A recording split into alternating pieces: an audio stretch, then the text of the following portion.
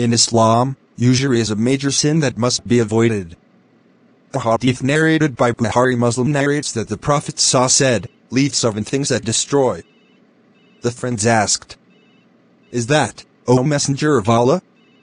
He replied, "Shirk in Allah, sorcery, killing the souls of those whom Allah has forbidden except with the right, eating usury, eating the property of orphans, fleeing when war rages on, accusing a holy woman of adultery."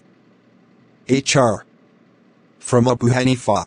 In a hadith narrated by Muslim that Jabir said, "The Messenger of Allah cursed and cursed those who eat usury, creditors, and those who feed others with usury, debtors."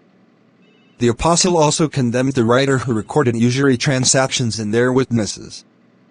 The Prophet said, "They are all the same."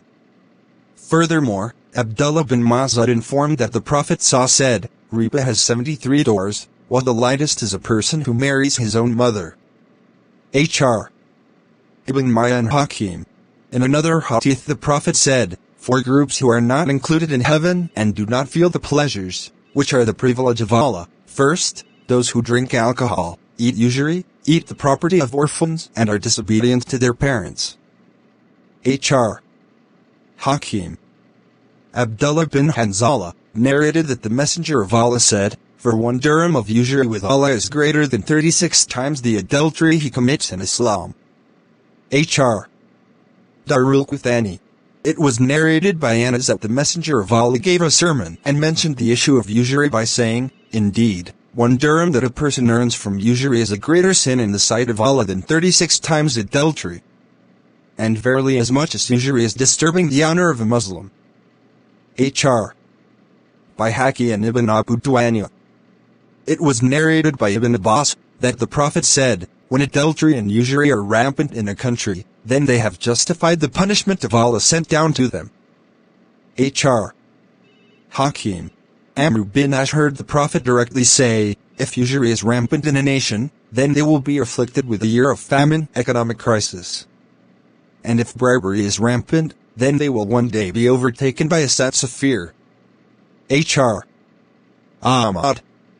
It was narrated from Auf bin Malik that the Prophet Muhammad said, "Stay away from forgiven sins, namely, first, cheating and corruption. Whoever cheats, then on the day of resurrection, punishment will come to him. Second, the eater of usury. Whoever eats usury, then he will be resurrected on the day of resurrection in a state of madness and blindness." Hr. Tabrani. Abdullah bin Mas'ud reported that the Prophet said, "Everyone who eats usury a lot, then his business results in a shortage." Hr. Ibn Maya and Hakim. That is, usury eaters always feel less because they are greedy for money and possessions, while the money is not blessed by God. This has been said by Allah in the Quran, "God deprives us of the blessings of usury and nourishes, blesses, alms." QS 276. In several hadiths it is explained that the development of usury is a sign of the end of time, apocalypse. This shows that usury is a major sin that Muslims must avoid. The 2 hadiths below inform us of the above. Abu Hurairah reported that the Prophet said, "Indeed a time will come upon mankind, where no one will live at that time, except eating usury. Whoever does not eat it will be exposed to the dust." Narrated by Abu Dawud and Ibn Maya. Ibn Mas'ud narrates that the Prophet Muhammad said, "At the end of the world, adultery, usury and liquor will be rampant." Hr. Tabrani. Thus, among the sins of usury according to the Quran and the hadith of the Prophet Muhammad hijrah from the usury system to the sharia system. In fact, the world monetary system has been ruled by the interest system for centuries. The usurious system of capitalism is clearly not in accordance with Islamic sharia. Therefore, all scholars of the world today have agreed that the interest system is a form of usury that is forbidden. Results of the 1971 OIC Scholars Conference. Currently, all the professors and doctors of Islamic economics who study in the West, numbering up to hundreds of people, have agreed on the prohibition of interest and showed a solution, namely the interest-free Islamic banking system. In the past, some of the scholars who allowed interest have now all revoked their fatwa, because it turns out that interest-free banks can develop well and are even superior to usurious banks.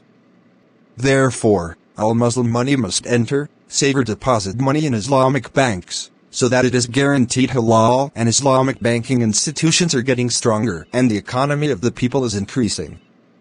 Thus, the cost of going on a pilgrimage is very inappropriate to be deposited in a bank that applies an interest or usury system, especially money for mosques and talim malis. Everything should be managed according to Islamic sharia, so that the results are halal and thayyiban. If we still practice usury, then the big sins are getting wrapped up in us. How can Allah fulfill our petitions and prayers when we commit a major sin which is equivalent to adultery?